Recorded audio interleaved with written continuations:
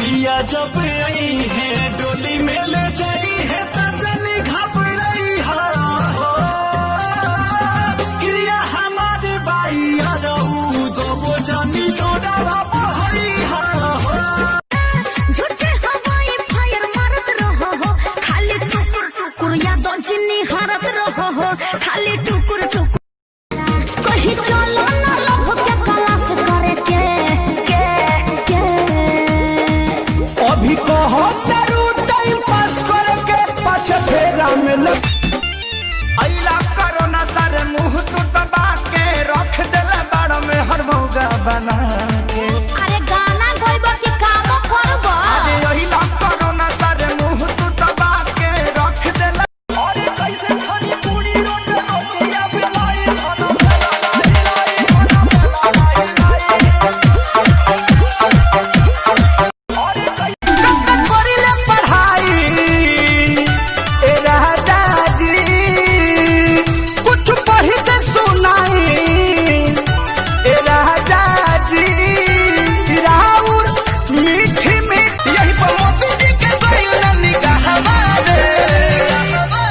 Lockdown से रुकल बिया हमारे दुल्हनिया लगोए दुल्हवारे लॉकडाउन से रुकल बिया हमारे नहीं के वाला भइले बाबे मरिया हो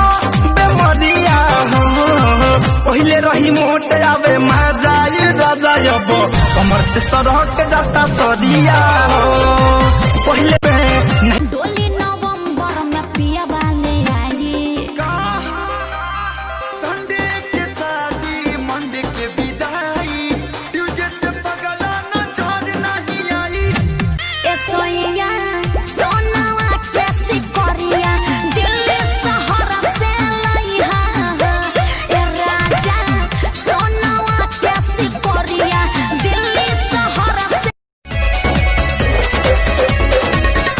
ओढ़ना बिछावना राख दूरे सारी आई के कोरा में समाजा भूल जाइबू तू तोहर के देखिया गरा जाइले चमले बेला उठे में पगला जाइले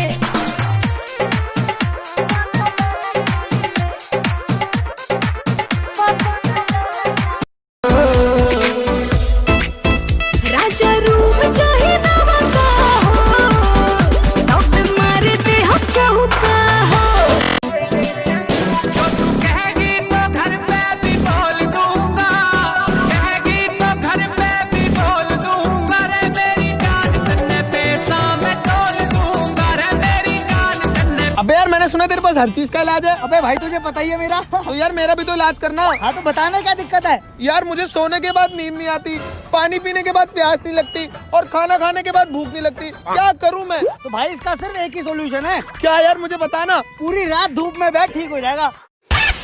जोर का झटका है जोरों से लगा।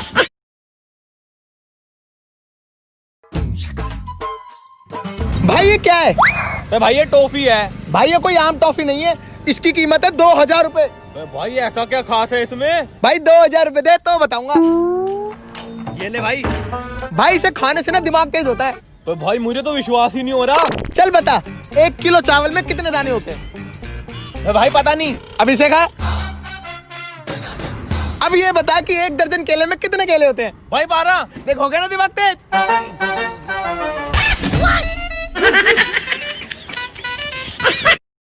तुम हमें अच्छी तरह से जानते नहीं हो। कानून और पुलिस को हम अपनी जेब में लिए घूमते हैं। सिक्का तो सरकार का चलता है मगर हुकूमत हमारी चलती है। जिसने